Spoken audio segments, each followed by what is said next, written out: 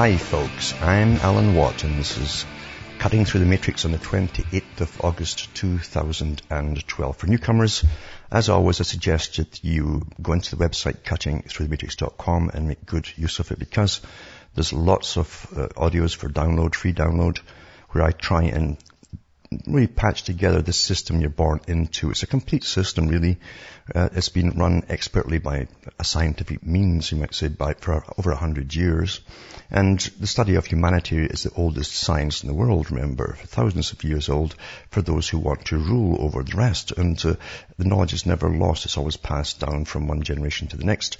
And we're going through a big change because the big rulers have decided a long time ago to bring in the perfect society to suit them better, using scientific methods and keeping us all happy in the process with entertainment and so on, as they change the world into the desired utopia for themselves, as they also kill the rest of us off that are pretty well obsolete. And that's how they refer to the people at the bottom in post-industrial economies, pretty well obsolete. And that's where we are today. So help yourself to the website, find the big organizations, the foundations that really comprise the parallel government. In fact, these big foundations, trillions and trillions of dollars they spend every year on non-governmental organizations and lobbying governments, and they put their own boys into power.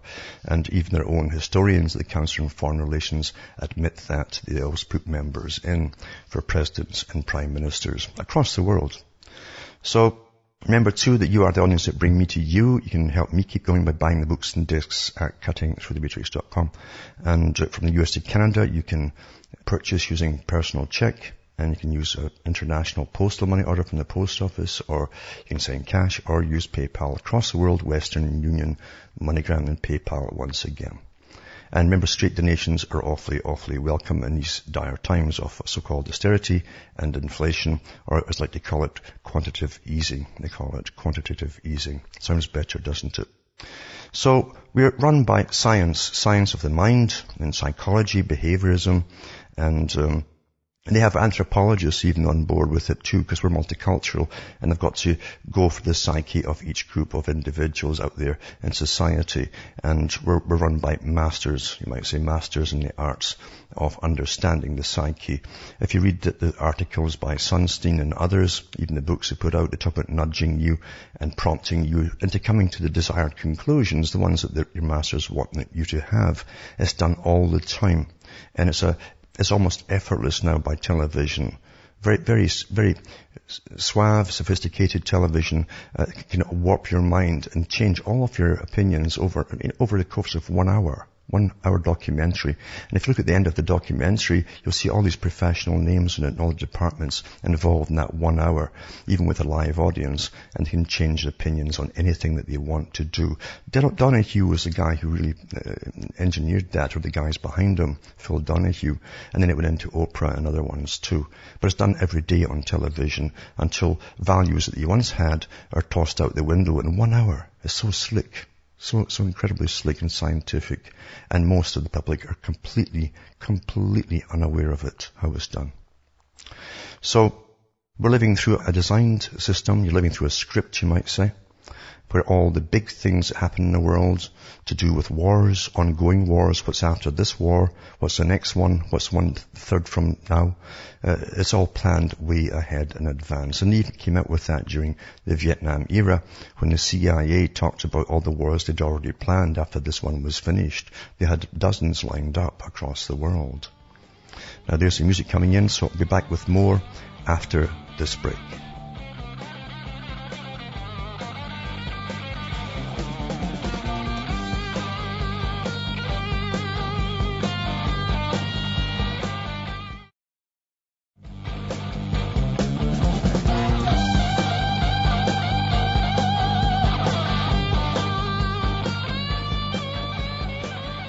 Hi folks, I'm back, cutting through the matrix, talking about the big system we're born into.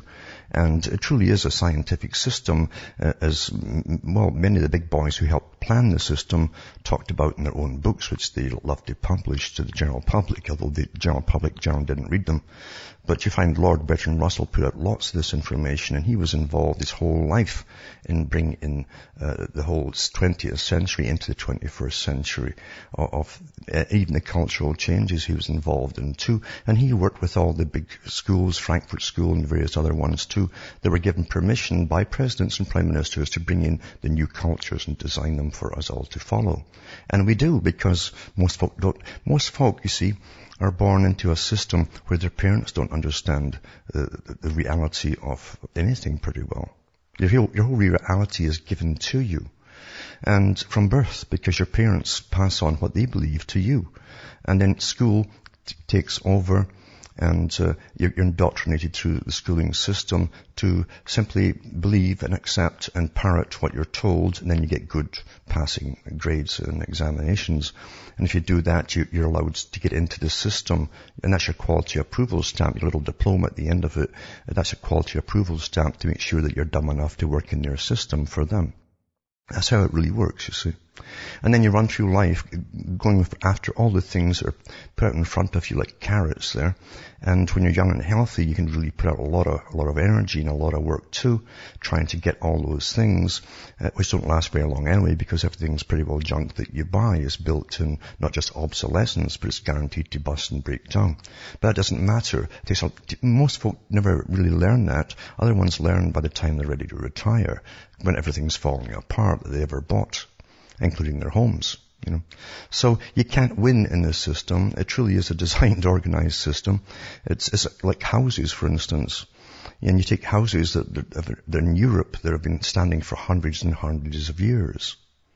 And they have either slate or terracotta tiles on them, on the roof. And they don't let in water, and they don't need repairing. It never happens unless something fell on them. But in America, for instance, the temporary society, and that's how it really is with all these wires strung above your heads, all along the roadsides and into your housing areas, everything looks so temporary and thrown up quickly. And it's stick housing, most of it. It's stick homes. Remember the little piggies with their different kinds of homes? Well, they settled with the bricks at the end. It's only one that couldn't be blown down by the wolf. So we're given stick homes, regardless of the facades that they put on them, and even plastic siding, for instance, to pretend that it's wooden. You know, it's less than a 16th of an inch thick. And you put that on too, and your taxes go up because you've improved the quality of your home. I mean, all this nonsense, you know, and we fall for it all because that's what we're given. And it never dawns on anybody either that the big industries which lobby government, all of the industries do, really want all this kind of rubbishy stuff put into the modern home building because it's big bucks for them. And they can actually use their waste products, like used plastic goes into the siding. That's all from the oil industry byproducts. And the same with your tiles on your roof that don't last very long in a few hot summers and they start curling up. But as I say, in Europe, you've got slates on the roof there that have been there for hundreds and hundreds of years. But most folk never figure it out, as I say. And they simply dispose of their stuff in massive garbage dumps when it all busts apart. Then they go and buy new ones, which is okay as long as the money keeps coming in and times of good purchasing power on the dollar, or whatever currency you're using. But you'll find out at the end, of course, that you still can't really truly make it. It's designed that way. Even the ones that put their money into their homes, all it takes is for the real estate con artists, the middlemen, to bump up artificially the prices and make a killing and then collapse the housing market, and you can't get rid of the darn thing, and you put all your investments into it. So, and people take this all for granted. That's the astonishing thing, because you've been trained from birth, like Bertrand Russell says, to believe in experts.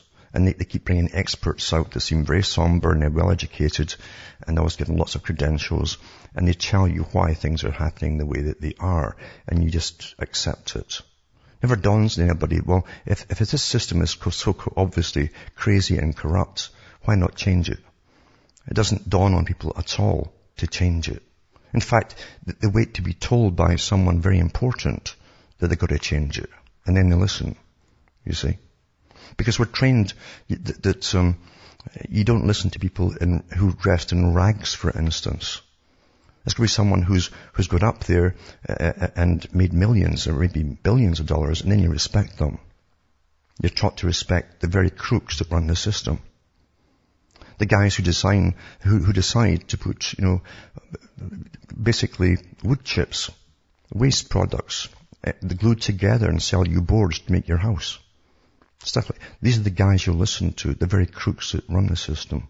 And most folk never figure it out their whole lives long.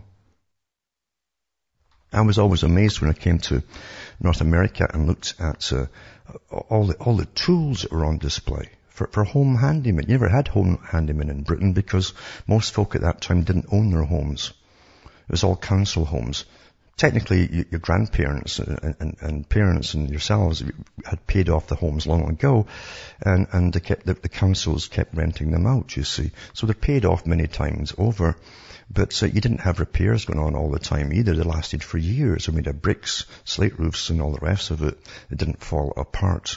And then you come to North America, and you've got this massive business in repairing all the time. Massive business. Right down to selling you all the tools you need to cut up their chipboard and the glued together chips and stuff, all the waste products. And so on. And young guys go for it. They think, wow, because we're designed to go for tools. That's how men used to be. I don't know if they still are or not, but that's how they used to be. And they collect all this stuff. But very few of them actually ever figure out, why can't you get real anything anymore? Even real wood, for instance. I mean, there's a lot of real wood going in the pulp industry for paper.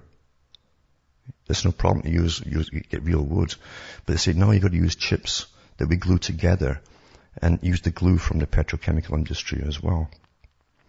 And it all falls apart in the sun, of course. And then you repair it all over again. But this is the world that you live in. It's deceptive. It's meant to be deceptive.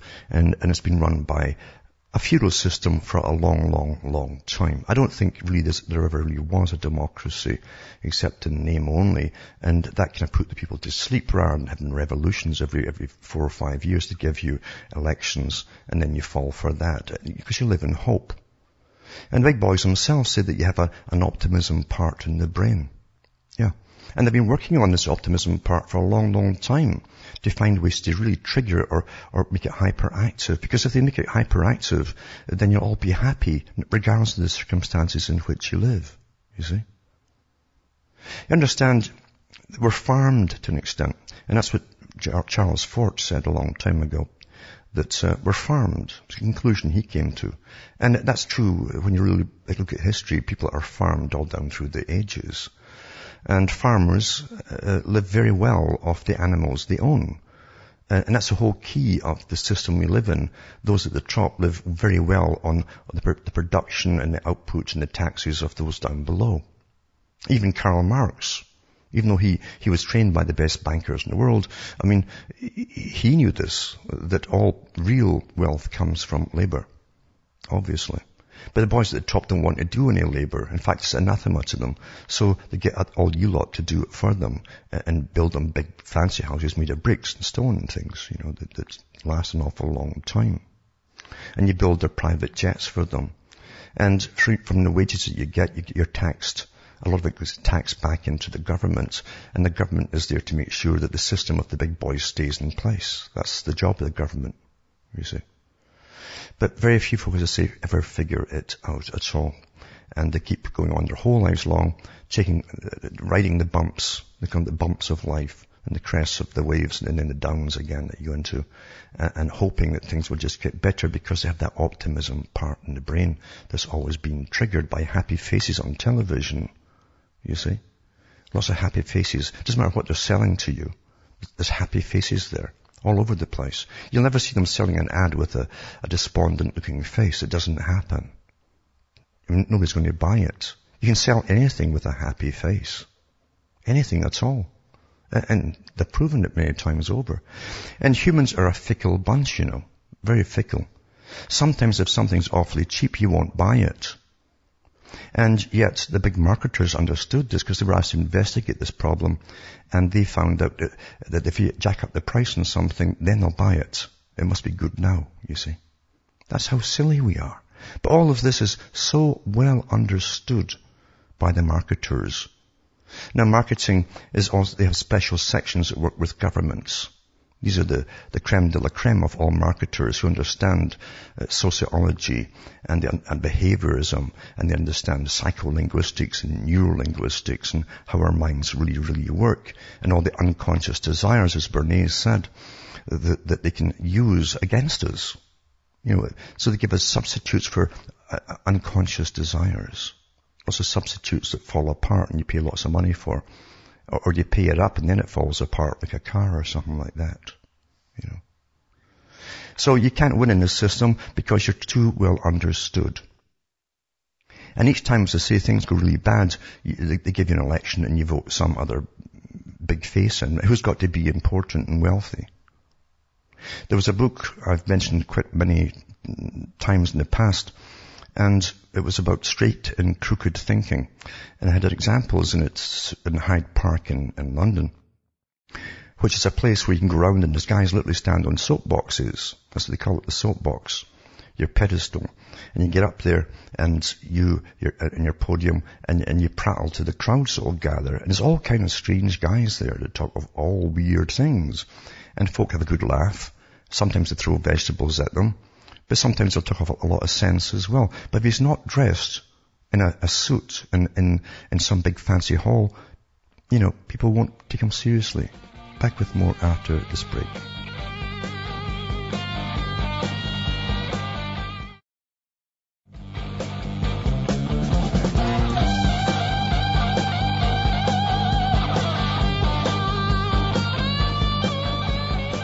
Hi folks, I'm Alan Watt. We're cutting through the matrix, talking about reality that most folk take for granted because they think they're in it.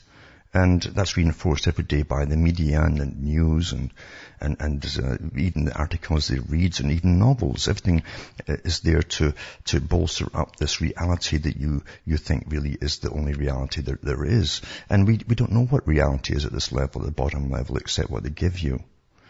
And getting back to straight and crooked thinking, I was talking about that and how people will scorn someone and have a good laugh at someone who talks about some off-the-wall topic on a soapbox in some park, like Hyde Park.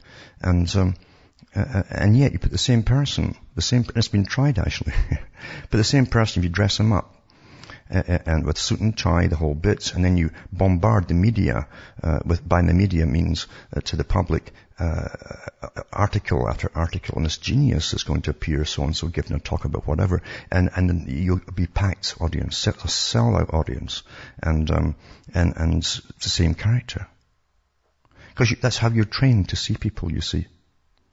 I used to know a pastor down south where I used to live, and I said, if Jesus came back, he wouldn't get into the churches because he doesn't wear a suit and tie, And I was being truthful. That's how it is. And folk never think about that. They say you got to be dressed respectably. Now, how is it? And who said? Think about it. Who said that a suit and tie is respectable? Think about that. Why do you have all the top people wearing suits and ties? And then it's reinforced in your mind that somehow that is respectable. That's the respectable way to go. Because you're taught to you, it's put into you, without you even reasoning it through. Because all the biggest crooks in the world wear suits and ties. It's a uniform, you see. And it did come from somewhere. The whole idea of it, even the tie. What is a tie? I mean, it's a cord, it's like a noose. That's what it really is, it's a noose. And that came from Freemasonry. You see, that's your toe line, as they call it. And figuratively speaking, if you had a long one, of course, toe lines, and maybe some macho guys do, but they can actually put you around in a circle. That's your level of influence, you see.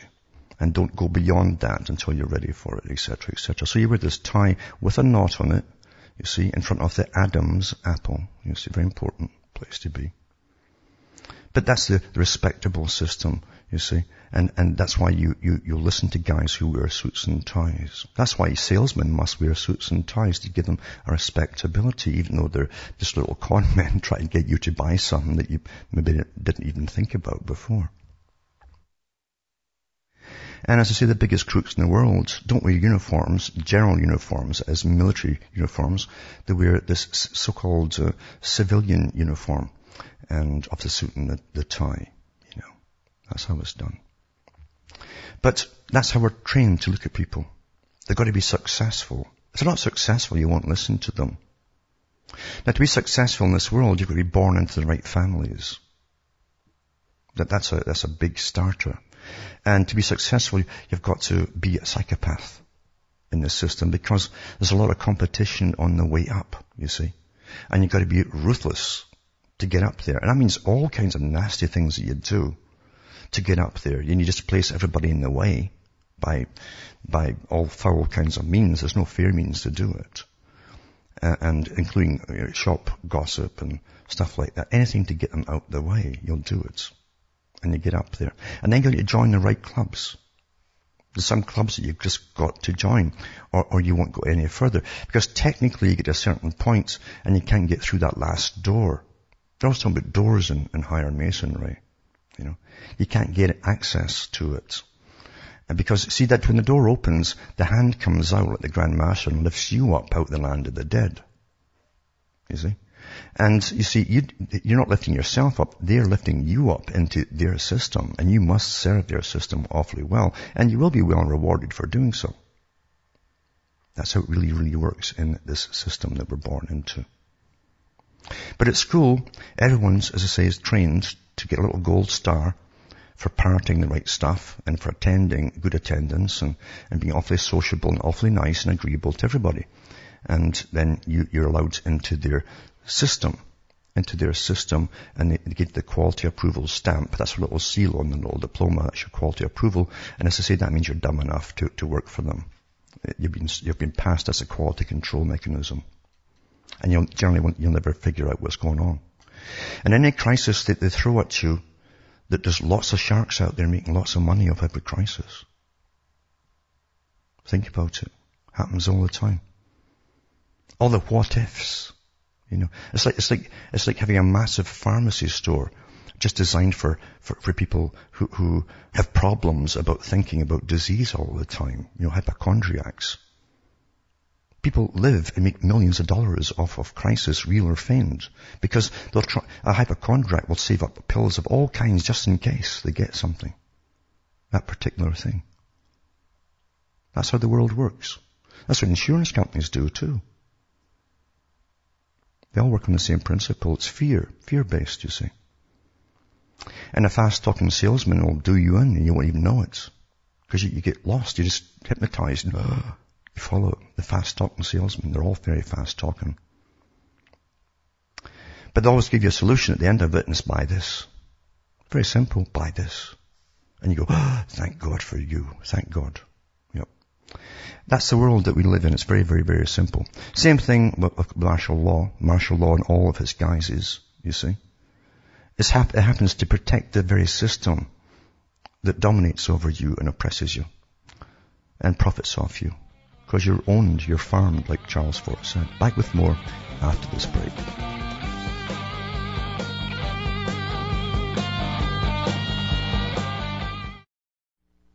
You're listening to the Republic Broadcasting Network.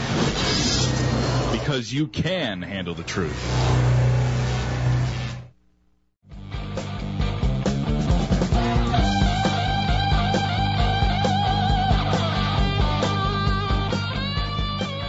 Hi folks, I'm Alan Watt. We're back cutting through the matrix. And it truly is a matrix, isn't it? Because folk go through their whole, even the ones who are waking up, they have got all these, it's like minefields you have to go through to get to the other side and find the rest of the truth. And you've got all these diversions all over the place. And you should really expect it, because after all, the big boys plan for everything, including people waking up. And they put all these obstacles there to waylay you or bring you around in circles forever.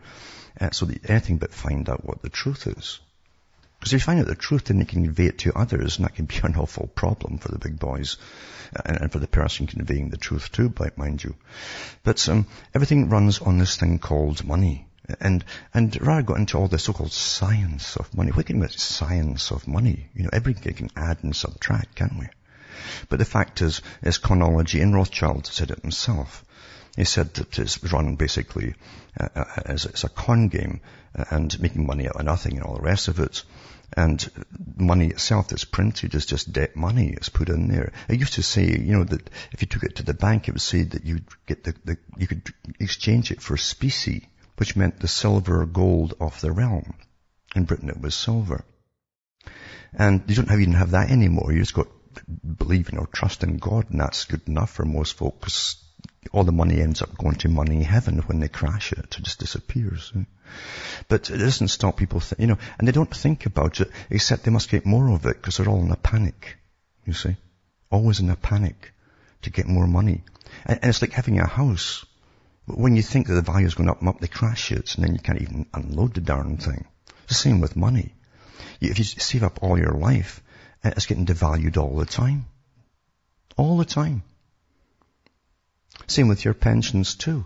I mean, as soon as that goes into the bank, in the pension schemes that they've got, it's getting invested multiple times over every single day. And they literally do it overnight in some countries to countries that are ahead of you in time-wise. And it'll jump from Australia to Japan to China, wherever else it's going.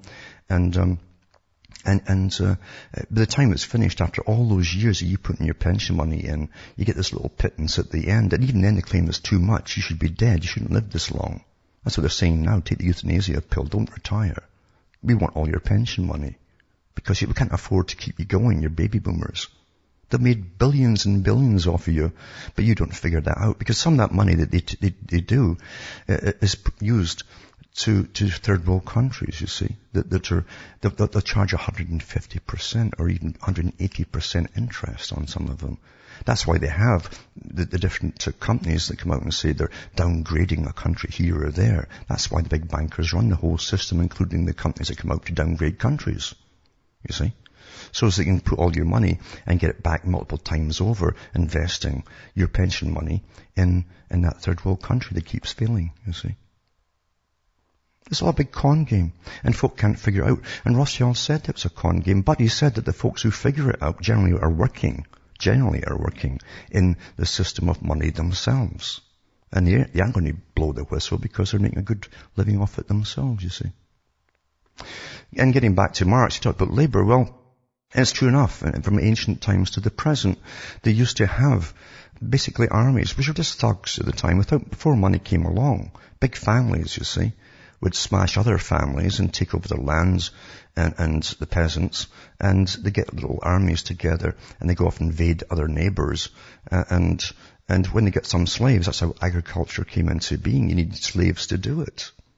It didn't start off by people doing it themselves. It's slaves that they used. And because it was very intensive, you need lots of slaves.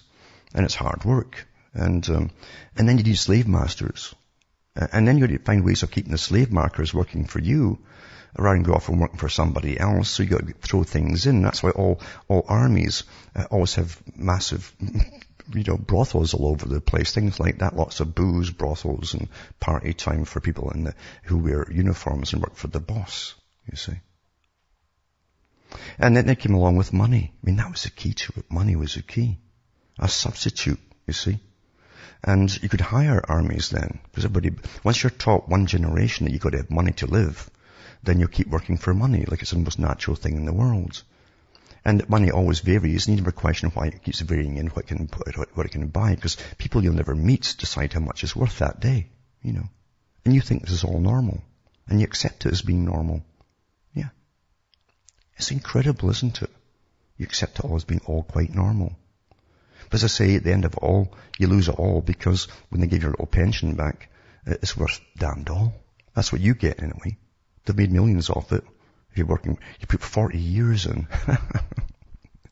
And been investing it over and over and over to whoever has got the downgrading by Moody's or whoever, and made millions and millions, many times over. But they give you this little pittance and say, oh, you're expensive to keep. You're very expensive.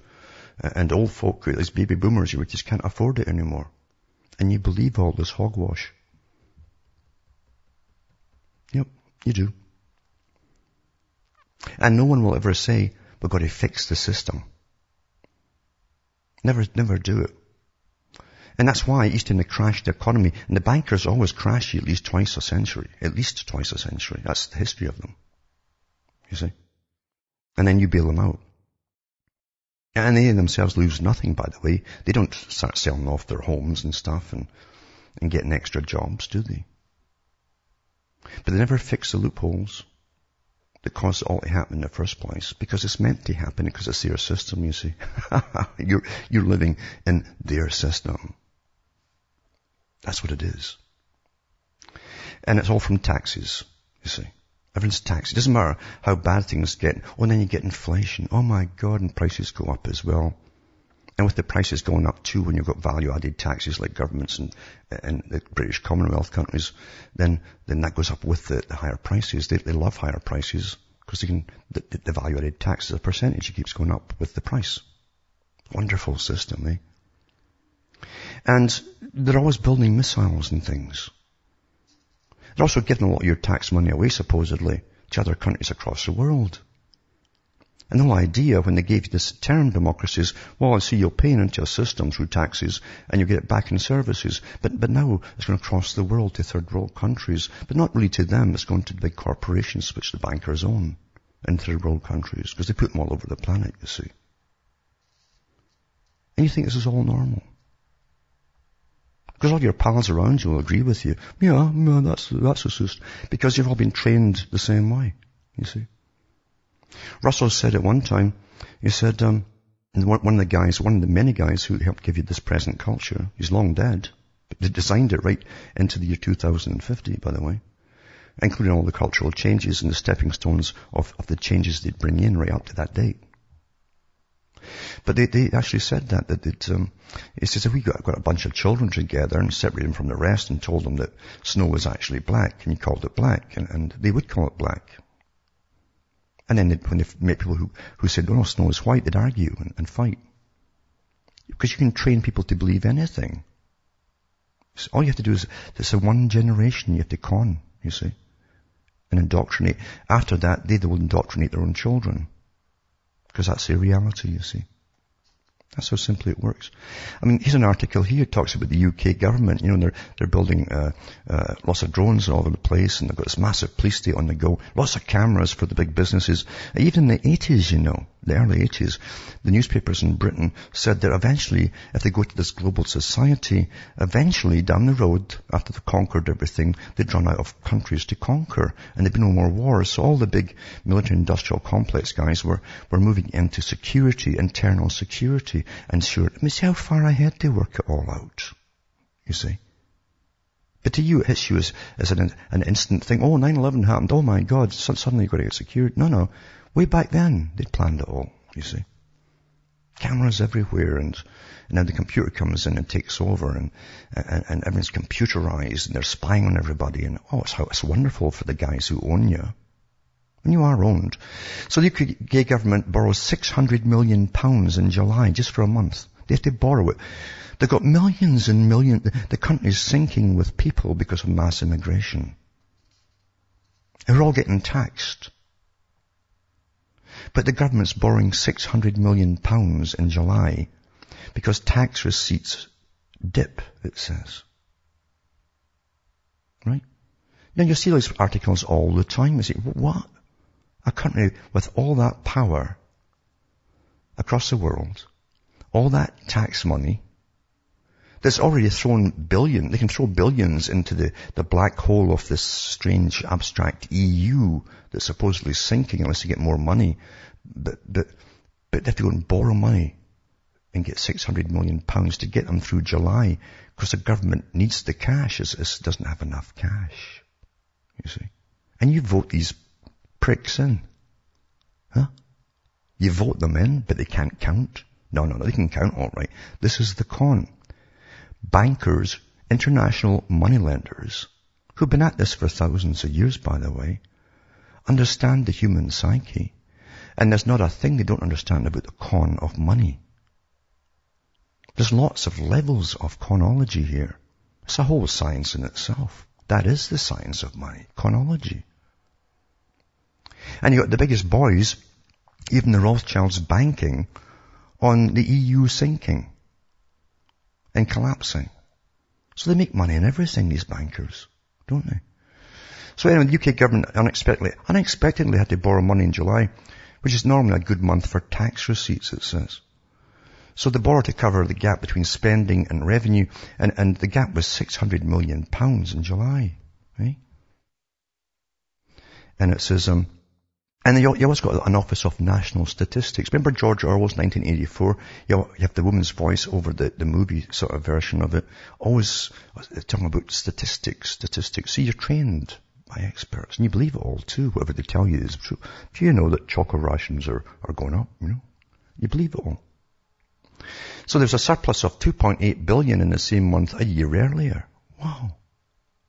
2.8 billion a surplus, eh? But they got rid of that quick, didn't they? The Treasury blamed disappointing corporation tax receipts. And this is one of these news items that goes through your head. Like I said, Jack Salal talked about looking for news. People who want to get reality by following the news are getting lost. It never happens to them because this kind of article goes through your head and it's gone again. You delete it so you don't have room for all the rest of the rubbish they're going to give you. You see? But here it is. So Labour said government's efforts to try to cut the deficit had choked off the recovery. This is the Labour government objecting. This is the Labour government that caused it all in the first place, the welfare state, and bring all immigrants in and let's redistribute the wealth across the world. The Marxian concept that was also dreamed up by the same bankers. Analysts suggest the government could end up borrowing £30 billion more than last year. Whoa. When officials' forecasts had suggested borrowing would fall this year. They've got an Office of Budget Responsibility. They've never balanced the books since the Rothschilds came in and took over the Bank of England. They've never balanced the books. When they say that they've managed to balance the book, they're talking about paying off the interest and the loans, trying to meet the interest payments. They've never tried, and in fact it's impossible to pay off the actual sum itself, the outstanding loan. That's why the bankers run you and they own you all. It's meant to be that way, you see. That's the system the bankers brought in. They've been at it, as I say, for thousands of years. The beginning of so-called civilization is when you got a class of people that had lots of free time to spend. They were the leisure class. Education came with it too. The word school comes from schola, from Greek. It meant leisure. You see? And that came in with money, the money system. So civilization, when you talk about civilization and the progress of civilization, they're talking about their money system. The cons everybody. That brings the biggest wars of all because you can get whole nations working towards building all things that blow people to pieces and stuff like that. And you think this is all normal. But it's never going to change, you see, because this has been this way for a long time. A long, long time. So that article, as I say, is worth £600 million, like a hiccup. Like, oh, yawn. What happens when you can't balance your books? What does the government do to you? Your house is gone. You're on the street. You might get locked up. Not because you didn't pay the bank and the mortgage, because you couldn't afford the taxes. And what do you lot do to a government that does this sort of thing? You vote them back in again. See, everyone running for politics has sworn allegiance to the big club that runs the world. They don't get into politics to change it. That's the con they give you, mind you, because they play a dialectic. They always give you left wing, right wing. But they both are the same system. They work together. Otherwise, there'd be revolutions every 4 or 5 years. Now, mind you too, as I say, your reality's always been fudged for you. And it's so slick the way it's put over all the time. I mean, there's an article I got in just before this broadcast started. It's about sexifying the police state. I'll put it up tonight for you, how sexy the police state is. And they get professional photographers to go into these New York police stations and so on. And you'll see the scantily clad women who are supposed to be cops. They're all models, obviously, because the real women, the ones who wear guns and that got big hips. Have you ever noticed that, like, kind of shaped like pears, But anyway, the sexifying the police state, and that'll become normal too. And people will believe the sexified model than their eyes. They won't believe their eyes anymore. We're good at that, Brzezinski said it. He said, eventually the public will be unable to do their own reasoning. They'll expect the media to do their reasoning for them. And so when they see chem spray in the skies, all these trails all over the place since 1998, they won't believe it unless the media comes out and says something. They won't even mention it to each other. It can't be important, or so-and-so would have said it on television. That's how well trained we all are. Isn't that kind of scary? Isn't it? A little bit scary? They take the reality they're given without question. That's the scary part, isn't it?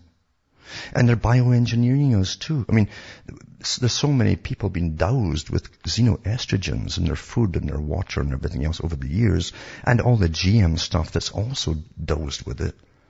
You've got guys with hips now, and lots of sexual problems. And we think that's normal as well, because you're adapting to it.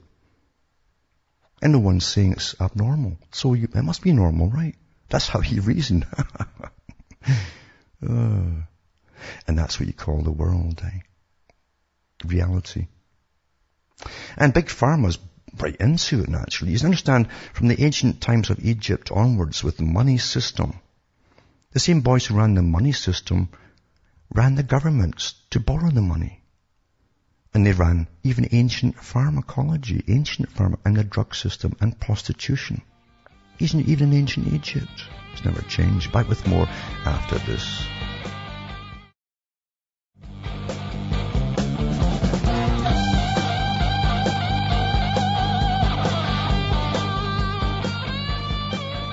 Hi folks, I'm Alan Watt. We're back cutting through the matrix and explaining how reality really works. The one that you take for granted. You take it for granted because everyone else around you takes it for granted. And you can actually chat and have conversations about the little tidbits of information that are fed out to you by the bucketful every day, you see, from trivia to whatever.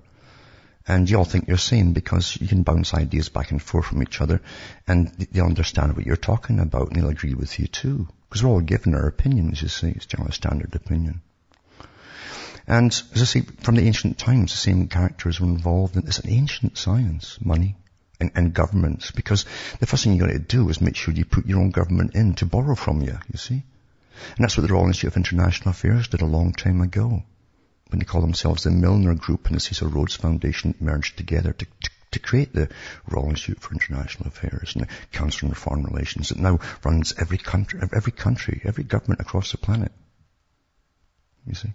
They say they don't play politics in their books. They don't, because they make the agenda. They put the politicians in, and that's just a Punch and Judy show for you to believe in. You see? Because you've got the optimism part of the brain again that they're trying to really encourage to grow. Remember all the songs that are out, just be happy, just do it, be happy.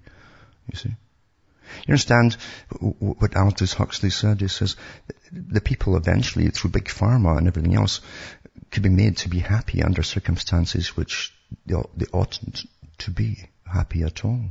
They ought not to be happy. And it's here.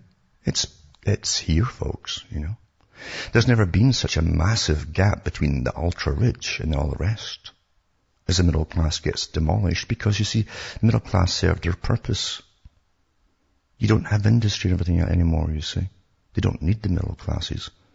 And the middle classes, although they're always faithful to the ones above them, because the middle classes really envied the ones above them. That's how society works, you see. And pretended they were like them by buying expensive suits and all the rest of it and getting into debt, trying to pretend they're really rich. That's how silly society is. But the middle class also had a better education, and sometimes they could figure some things out and be a little problem to their bosses once in a while. Some of them could. So you eliminate them now, you see. It's a global society, a global world. And we'll all get the same standard opinions across the world, because there's only about 2 news agencies now putting out the main news. Everyone else follows it. There's an article here about Pharma, talking about ancient Egypt and so on, because they went into that too. The Pharma company admits to $2 million in bribes to government and health officials. That's petty stuff. Today, $2 million's nothing.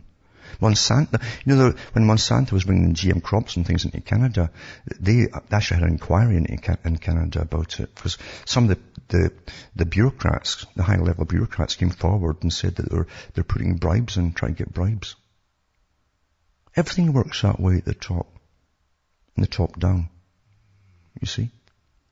That's why politicians are selected to be politicians. They'll obey their masters, the guys who put them in. That's not the public, you see. And they've sworn to uphold the same system, you see. Sworn to it. But they're also bribable and blackmailable too. I mean, the biggest news in Canada today is a 69-year-old senator whose 23-year-old wife got really angry in an aircraft on an air flight, and she had to get arrested. That's the biggest news in Canada. Can you believe it? This is what they give you for news. And big things are happening, like merging the continent and stuff. And wars all over the place we're paying for. Well, that's a short hour indeed, eh? But from Hamish myself from Ontario, Canada, it's good night, and may your God or your gods go with you.